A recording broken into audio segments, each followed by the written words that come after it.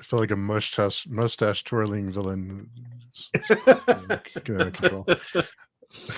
Hello, friends. My name is Steve, and we're here today to discuss True Detective Season 1, Episode 4. And as usual, I'm here with Chris Mohan. Chris, thanks for coming by. Yeah, good to be here. I don't have a mustache to twirl. If you'd have given me a better notice, I maybe could have done something about it, but no, not yet. And this is work. This is like 2.5 months. This is like effort. So this is all I got. This is it. As good as it gets going to get. But so episode 4 it had a different feel to it. I think this episode had a different vibe to it. I think it went from focusing a lot on characters and developing them to more of a kind of took a turn in a different direction. Yeah, I mean, I kind of got to the end of this, and it's weird because I've written a lot more notes, but I think that tells me a lot more about that there was events happened here rather than necessarily things that I was trying to interject between. So I have a lot of like procedurally what happened rather than what my notes most weeks are. Oh, this thing happened or this conversation happened, but this look probably could mean something like this. So it was very much more, it's much more like a procedural TV show, you know, that you would probably associate with this genre of TV. Yeah, it did go to more of a procedural, and it was a, this is I've watched the series a couple of times, but this one, this episode felt a little jarring. Not that it was in a bad, it just felt a lot different than the first 3. Yeah, definitely. I think I've got a stage at the end where stuff happens. There's like a very prolonged action sequence in it, for instance, which I don't think we've really had to the same extent, you know. And it's like other than okay, there's stuff happens. There's not really an awful lot more to say about it, other than the events that happened that probably lead to something that's happened. What I would say, this episode is obviously Breaking Bad. Should be the title of it for sure. As Rust kind of does break bad on it. Yeah, and Marty, I guess we see some movement with Marty because his mistress tells his wife about what's going on, and his wife doesn't react too well to that, and he's out on he has a couple of suitcases waiting for him, and at first I thought the interaction in the courthouse between Marty and I forget her name, but Lisa, was it? I think was it Lisa? Maybe Lisa, possibly Lisa. Yeah, that interaction I thought was great. And when the elevator's closing and she yells at him, "You have to treat me with respect," and he says, "This is respect," because in his mind, that is treating her with respect in his twisted version of reality. Well, in his defense, considering the only other 2 times we've seen her, definitely he was not treating her with respect in either occasion. You know, I can see from his point of view how he might interpret it that way. But it's a weird one because I'm sort of glad to see his bags packed. You know, it's like that kind of thing of how often can you watch somebody be an absolute douche and get away with it before you know you kind of go, oh yeah, at least there'll be some payback of it, etc. But it's funny because it obviously does change Marty's approach. You know, he obviously isn't the doldrums, but there is a point that he just gets very invested in his work and doing his job properly. Like I did kind of notice the kind of calm off the storm of him while all the shit's going down. He's just sitting in the car reading his book. I went, oh, Marty's turned into one of us. Yeah. And just imagine your partner is in this bar, right? Who is trying to finagle this drug deal, trying to get to one of your suspects or someone you want to talk to. And so you don't know where he is. He's lost somewhere. He may be dead. He might be being tortured. Who knows? And you're just hanging out in the car, just reading a book. Just, you know. I mean, this is what I suggest.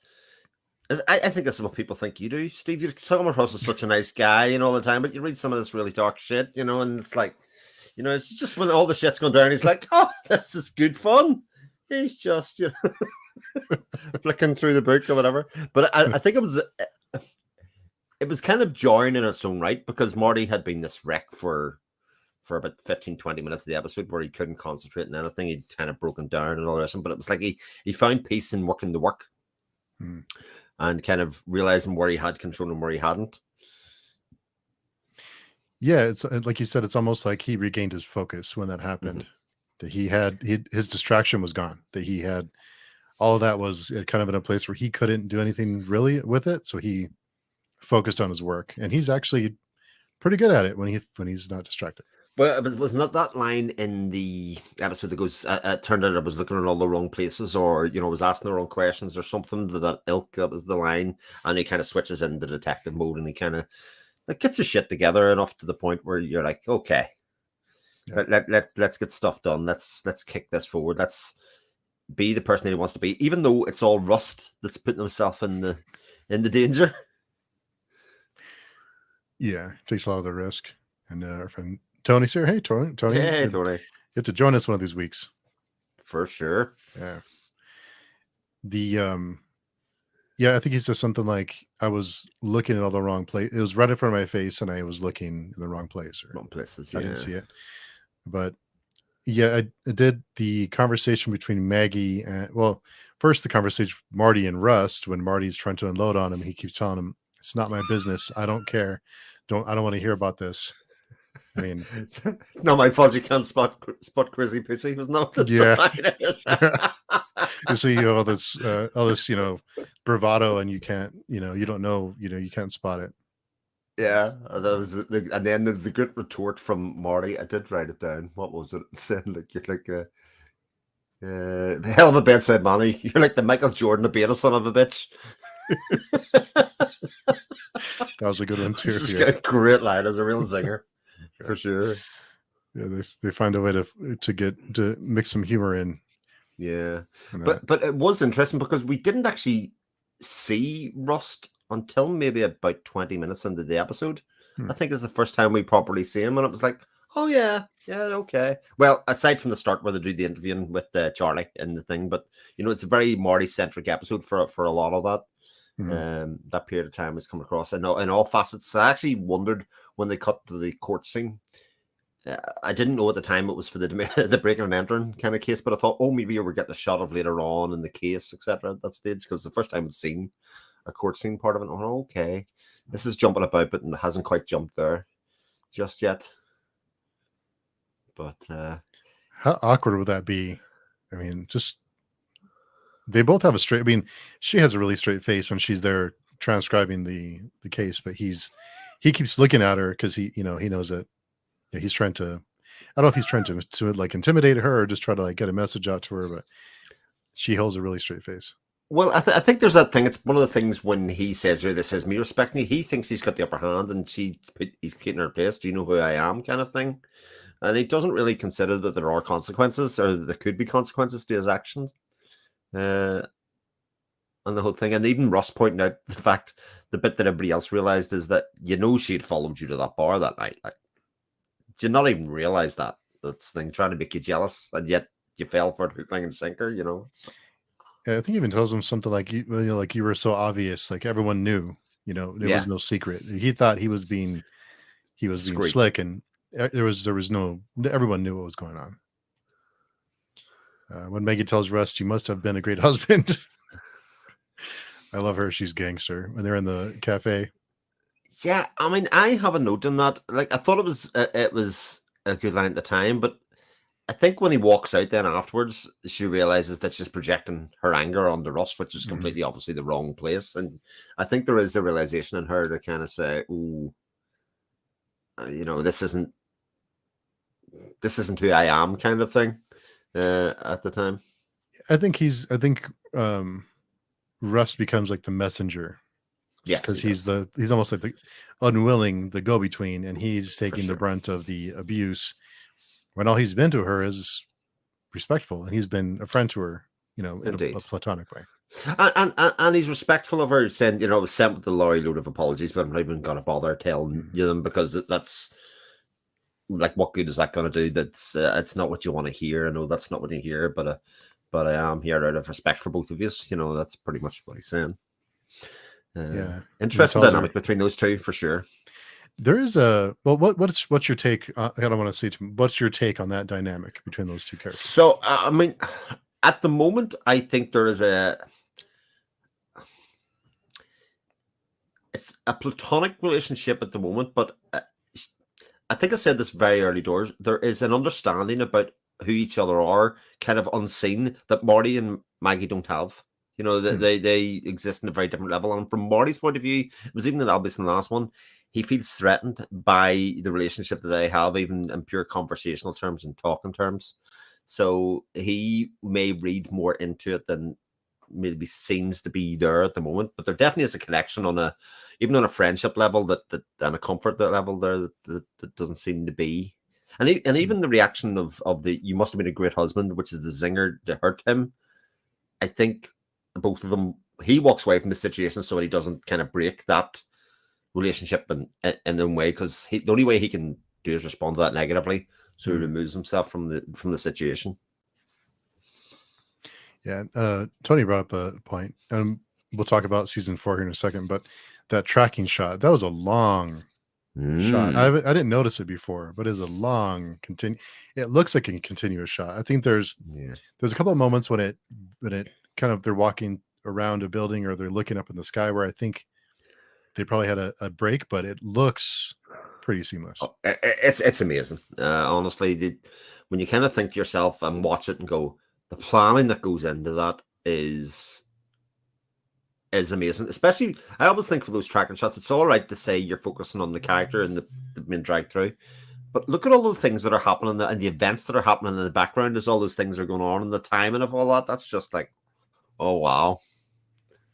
And there's a lot of actors in that whole scene. There's like maybe 15, 20 people in that continuous shot. So everyone has to be in the right moment, coming around the corner at the right moment, or delivering their lines at the right moment, or shooting the gun at the right moment, or whatever it is. Yeah. There's a lot that has to work. The bit that really stands out is, you know, the final bit before they jump the fence, where they're hiding around the side of the house and the people come out of the house and turn right and walk away. They've got to be walking quickly enough that there's enough distance between them so they're far enough away. So by the time that they turn left and have been spotted, they're not going to get caught by the time. Like, it has to be believable enough for that to happen. It's like, that must take an awful lot of practice and pacing out, and you've got to walk at this speed. You're going to fall here. There's a real level of detail there that I think goes unseen, and a lot of those for getting the whole scene to be believable, that they slip away. Yeah, I was impressed with it. I think there are a couple of cuts. I think there is a couple of cuts, but it's done in a way where it's hard to spot. Well, I think there is a cut just before that very scene that I talked about, when they appear at the side of the house, and they do. But even like, there's just it's very, very clever. Yeah, and I don't think I'd noticed that before, that it was one. It looks like a continuous shot. Well, even the bit before that, where it does seem to be the continuous shot, where they're going around through the houses and through the bushes, etc. Terrific. Yeah, really good. I was impressed. And Tony had a question. No, it doesn't have anything to do with episode 4, but what are your thoughts on Jodie Foster as a main character in season 4? 4 is the magic number, you know. I thought 3 was the magic number, according to anyway. I think third time's a charm, I think. Yeah. So I hadn't seen that, but interestingly, what was I listening to the other day? Somebody was talking about Silence of the Lambs, and they were saying when Jodie Foster was cast as in Silence of the Lambs, it was very much, the person was saying, "Oh, that'll never work. Like, it can't be tough for acting hard enough." So people's expectations of who Jodie Foster are, just from a casting news, is often totally ineffectual. I think Jodie Foster's quite brilliant in everything she's ever done. In fact, one of my favorite sci-fi movies that nobody seems to like, Contact. Yeah, indeed. I think she manages to carry that off by herself. I just think that's a smart sci-fi movie that everybody seems to dislike. I don't know. Really? I thought it was not a beloved movie, but I thought it was a relatively well-liked movie. Maybe I'm just asking the wrong people. Yeah. I thought it was good. I mean, I don't know if I quite got it when I first saw it, but when a couple of viewings, it kind of made more sense to me. Yeah, the ending. I haven't read the book now, but yeah, well, I think the ending's supposed to be that open, kind of interpretive, but I think that kind of suits. I'm not really talking about Contact, but I think it suits kind of the events that happen at the end of it, where people don't really believe what's happened and all that kind of stuff. But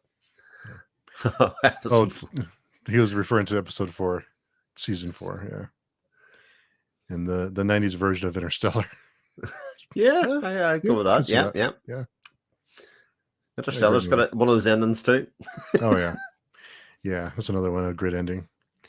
But the what Rust puts himself through to go back to that place and to and to go back to that mindset, to put himself in the gutter again, or undercover and back, where he was before, after he's gotten, it seems like he's gotten a lot better. He's Mm. kind of recovered, and he's not using drugs anymore. And for him to kind of put himself back for the sake of the case, I thought was a powerful like sequence there for him to go back to that place. Yeah, there's a couple of things that jumped out to me about that because it wasn't just a case of, when you could say it's very method in his police work, if that makes Yeah, sense. yeah. Because his breaking bad back into the place starts long before they even get in the car to go. Mhm. There is. I love that thing where he keeps his drink in with his guns. Yeah. Yeah, and that's the trick. That's kind of this similar danger level in there. But even when he's stealing the coke from the stash, he starts hitting the coke before he's even on the thing. He takes the snort of the coke before he even starts in the case, and then it kind of continues on with that shooting up with the ink and cayenne or whatever it was that he put into him. And I think there was that thing of Marty looking at him and seeing him in that state. I think there was like a pause and kind of going, Jesus, this is this is hard. This isn't detective work. This is something else. Yeah, he does start out, and I wondered if he tries the Coke to know the quality, because he doesn't want to show up with bad quality Coke. So Maybe, that's what kind maybe. of way I took it, is he's making sure that it's not crap, Ah, because he wants that's to a he good wants point. to he wants to impress them with the quality of it and say, this is what I have to offer. Yeah, because there is an illusion that maybe Rust isn't who he says he is as well, and I wondered whether the modern day police detectives who are doing the conversation part, where they say, he said he went back to look after his dad who had leukemia, and obviously they're doing it to cover up the fact, the undercover Mm. work that they did, etc. But whether it's like a double bluff kind of thing, because he's still talking about his dad 30 years later, even though it doesn't really matter. And Mhm. even the fact, things like when Marty asks Russ how long he was undercover, he says 4 years, and I thought 11 months was the maximum, as if he didn't actually know the details of that. So is the real Russ dead? And people thought Christ was Mm. dead, but then he goes back and he's recognized and stuff. So there's a whole lot of stuff about who he really might be that brought up to me, and obviously that's one of the mysteries. But I kind of thought you could write it off as just being, oh, that's for the case, but it could play double meanings or otherwise if we're going forward. Still have this thing of doubting Rust in some way, how I go across. So we'll see. We'll see with that. And there was even more kind of hints that uh, that Rust was he's there's something more under the surface, when they Yeah, kind of, his dad was like a survivalist, and he was, that's right. kind of, so it almost, they're toying with that idea that maybe like he kind of fits the profile. Yeah, exactly. It fits the profile, or it will do anything to adapt his surroundings, like a survivalist would. That kind of fit in, and you see that through what he does to fit in so quickly to the clan again, Mhm. and into the Iron whatever Crusaders was that was called. Yeah. Iron Crusaders. Tony Cole gets heavily involved in the gang during his long period undercover in narcotics, which gives him an in. Cole applies the same meticulous attention to detail to undercover work as he does to investigations. Yeah, he goes all Yeah. in. He really applies himself. He doesn't Oh, and I play could be around. totally off the course here, but it also could be explained that he had his in not as an undercover narcotics person, but also as part of the original narcotics gang. Without and assumed the identity afterwards when he Mhm. moved. Like those things are all still very possible, should I say, at this stage for not seen. So there are lots of tenuous links to other things, mostly created around the fact that we really don't know an awful lot of Rust about Rust other than his legend. Other than what he tells you. Yeah, that's exactly right. Yeah. And he tells you what he does want to tell you. But I think that those are the kind of things that jump out to me. But they've definitely been playing with this idea that there's more to Rust than what you have been initially told at the start, like who appears to be a very stand-up, very detailed and thoughtful detective. You see this side of him and you go, shit, this went some dark place. But if that is true, it also goes to explain how and why he ends up in the headspace where he's killed 3 men, and to find himself out, because he when shit goes down in this episode, he adapts quickly. Yeah, he does. Yeah, he does, and stuff. You kind of get the notion that this isn't. I mean, when they go into the house and there's already people outside gathering and they're yelling and screaming and they're looking at the car, and they're you're not going to make it out of there without a fight. I mean, things are going bad.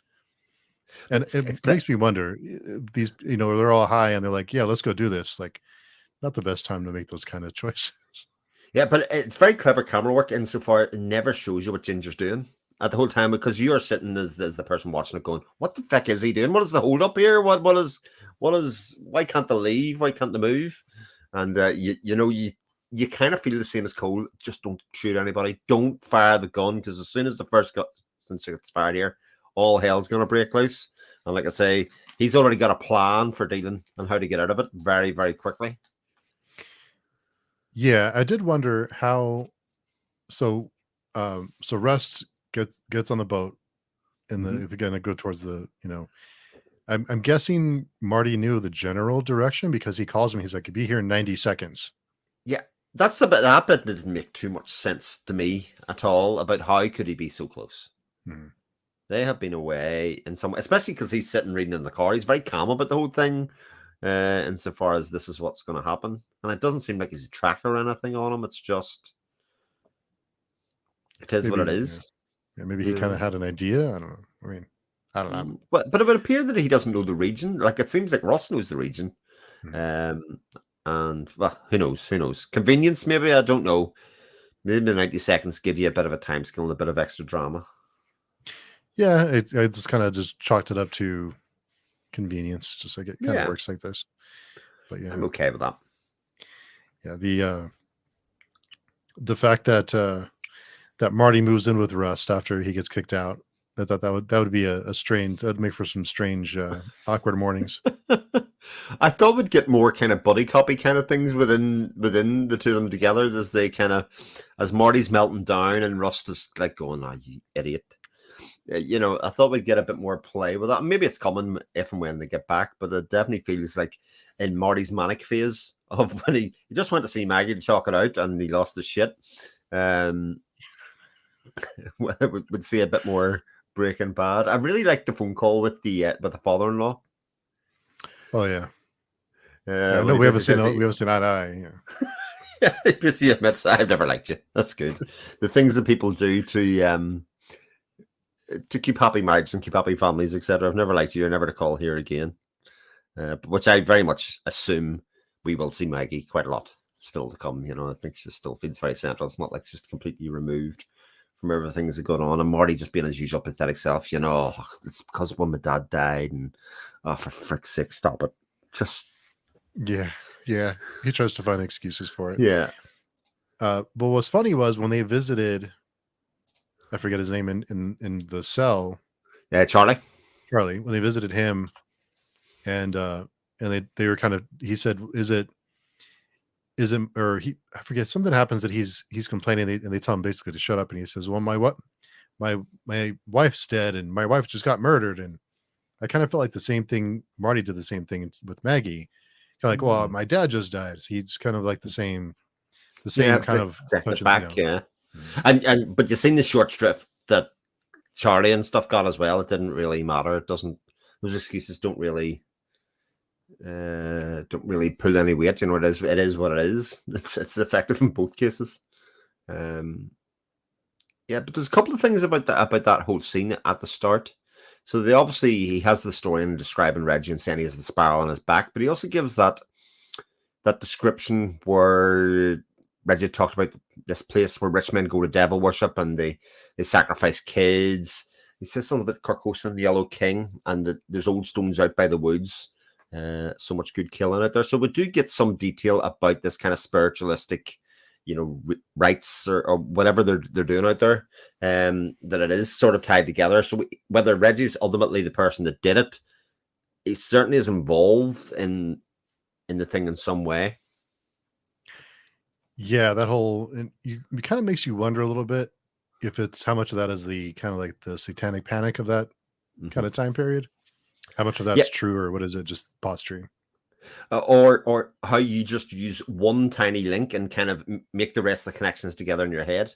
Is it Yeah. you just mentioned the spiral thing, and we as the audience go, well, that must be linked because that's we haven't seen the spiral. It could be a different spiral thing. You don't know anything about it, but you make this automatic link between the two things to say, oh, these two things must be connected. There must be something in this, and well, we shall see. I suppose We'll see. Yeah. Is it just me, or do you want to drink Jameson when you watch these episodes? Because they're always drinking Jameson.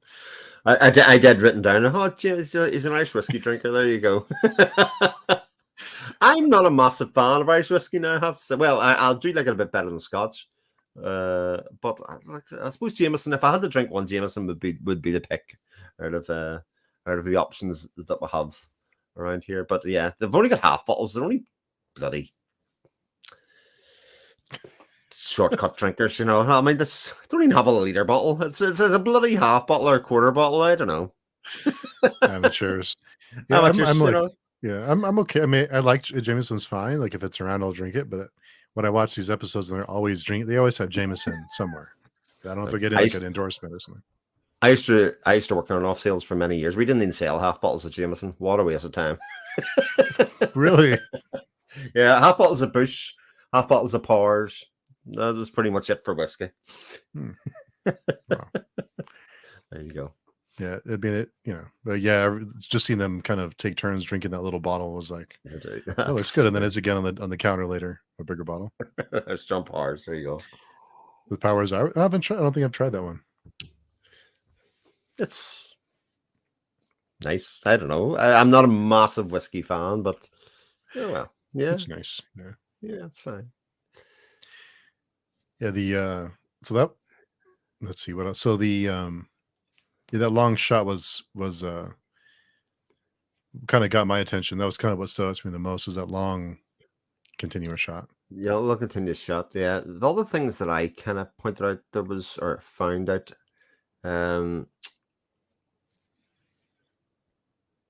yeah, that whole scene in the hospital, right, when Marty and Maggie are going to, and he's screaming.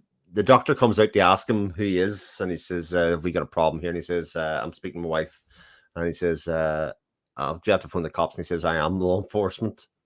And that's that line of, yeah, but are you here in that capacity at the moment? And he's kind of stumped and going, and then it just cuts then to short time later of the screaming and shouting, and he's been handled by two hospital security people, for all his high power and his, how he pushes people around. He can't get near even in the hospital. He's just kind of powerless in that case. It's kind of like he's taken his manliness away from him in that period. Yeah, it's good. Yeah, good point. And he does. He does. I don't think he's used to feeling helpless like that. Not have that to his weight to throw around. He wasn't able to. Yeah, he's struggling with that side of him, which is why I think he invests himself just in his work at that stage to kind of say, no, this is something I can do, and goes back to the idea that, as suspected, he's a pretty good detective. He knows what he's doing when he needs to do it, and even the trailing of the stripper back to find Tyro Reams. He doesn't trust her and believe her as a once-off. He goes and probes it and follows her, and eventually just finds her through that. Yeah, Bernie. So when Rust is drinking his beer during the interview, it makes me want to drink beer out of the can, like a savage. Beer out of glasses. I don't know. I don't understand. No, really? Not really. Yeah. It's lots of drinking in the show so far. There's lots of drinking indeed. Yeah. I thought the relationship between Rusta's Crash and his old gang is interesting because on one hand he doesn't have the look that fits, but he has that he has those wild eyes, Matthew McConaughey. Yeah.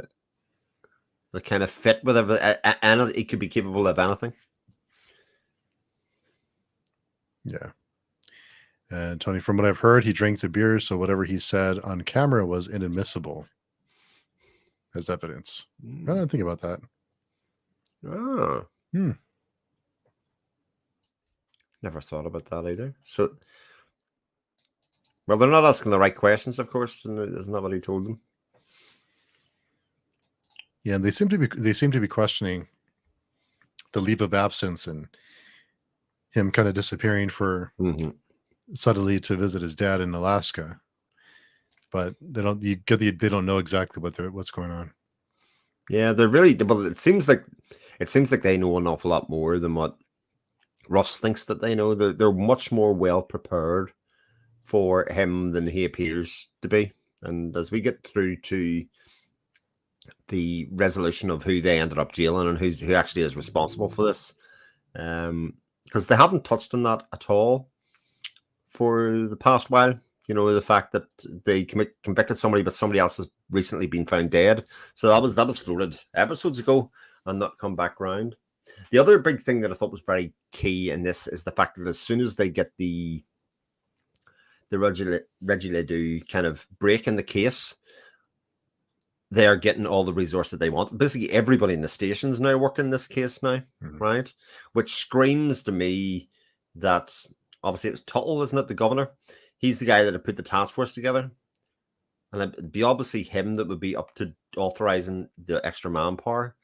And if he thinks there's a fall guy and he's involved and this has been suggested, then he's all the more happy that somebody else could be the fall guy for this. So it kind of all pulls back into that as well. I say it's all the stuff that's not said in the episode that kind of makes complete sense when you put the other breadcrumbs that you've been given so far. Yeah, that's a good point.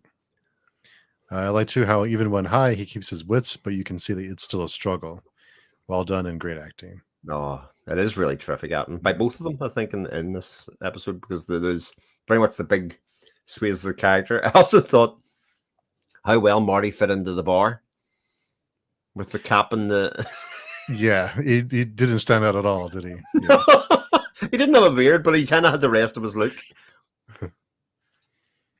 In his alcohol addiction, a complete act to give him cover, get people to underestimate or ignore him. Oh, yeah. That's a great point, because you've seen how well he performed using brandies and Tony's point there together. I mean, even though he was well under the influence of drugs and alcohol and whatever, he could still handle himself. And in this case, if he's capable of doing that, what's a couple of cans of beer going to do? I mean, he has this disheveled look of the moustache and the overgrown hair and all the rest. I mean, he could do the twirly moustache thing absolutely fine. Yeah, he could. Yeah, that he could. But that is a really good point. I like that one a lot. I didn't think about that.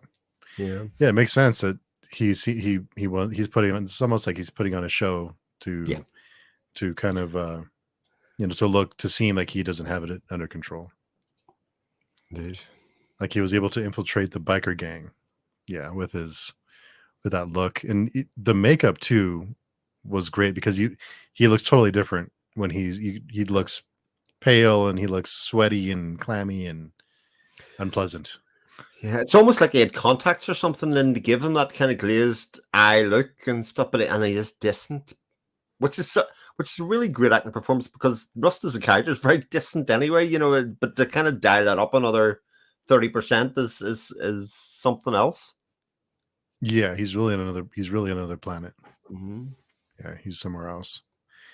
He's gone away. Insane. There was also that very descriptive piece of a bit where he describes how they used to kill people. Duct tape you to the floor, cut around your face, rip your face off, hold a mirror in front of your face, cut your dick and your balls off, shove them down your throats until you bleed out or choke. I thought somebody's had a lot of fun writing that. The cartels do some pretty awful stuff. I wonder if that's a real thing. I wonder if they got Hmm. that from somewhere, because there's some I mean, you just hear stories, but I hear they do some really awful things Yeah, for sure.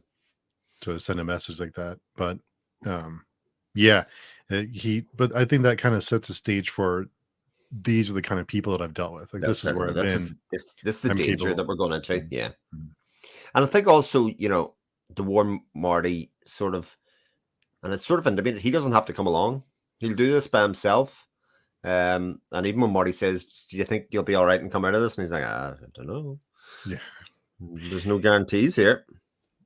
And when Marty asks him what Maggie said, he does tell him, I can see her waning, and I can She's see you softening. together in a few 2 months, weeks because he knows what Marty needs to hear. He knows that Yeah, Marty needs to stay focused, and for sure. he needs to hear that to keep his shit together, basically. That's exactly it. Well, and from that point on, Marty is an awful lot more settled, for sure. Yeah.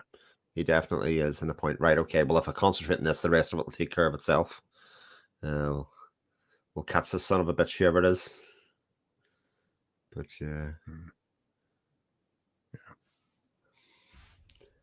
Anything else Um, on your notes? The thing so is the only a other, lot of action, I think.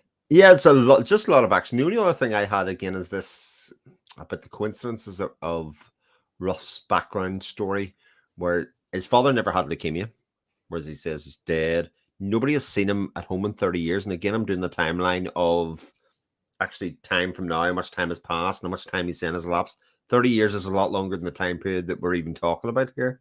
Mm. Um, and as I made the point, the questioning between what Marty's getting asked by the detectives and what Russ are getting asked, they started off and started the same place, and they're completely diverging now. They're going down different avenues for both of them, and the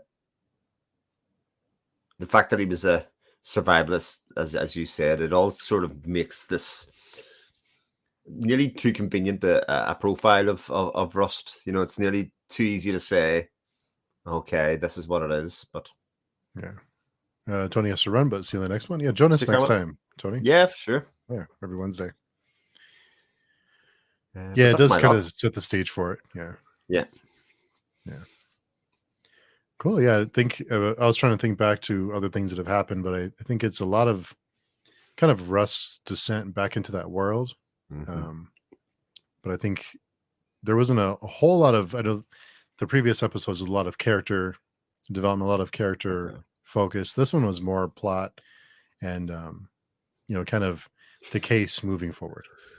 And surprisingly, for me, by far and away, my least favorite episode because of the Mm, kind of more predictable, I suppose, nature of the story. And I'm not saying like you probably needed an episode like this to give it some sort of propulsion, and you get some really cool sequences for sure, like the yeah. the, the escape of the house and how quickly it all happens, and presence of mind. Like when you think how high and stuff he is, and he goes in and sees the kid, he's scoping the house out to make sure the kid's okay, get in the bathroom to make sure you'll not be harmed, etc.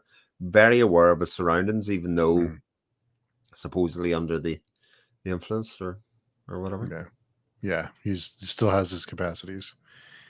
And Daniel's here. Hey, Daniel, Daniel. Yeah, I got to join us one of these weeks. indeed. Yeah. Well, cool. Yeah. So, any predictions for the next one? What do you think? So obviously they're gonna probably meet Reggie next episode. You Okay. would imagine that's the pull there. I'm much more interested actually in how Maggie stays relevant to the story. I think naturally you could look from the outside and say, "Oh, well, she's out," and she mightn't be in the next episode, but I think she's going to make a return in some way because I'm still pretty sure that the reason that Rust and Marty have fall out is to do with her rather than anything to do with the case. Um, but we shall see. Let's see about that one. But I'm looking Mm. forward to just kind of getting a few more possibilities. Again, we haven't seen the governor since the first episode. Haven't seen anything to do with that. Haven't seen Clark Peters since the first episode.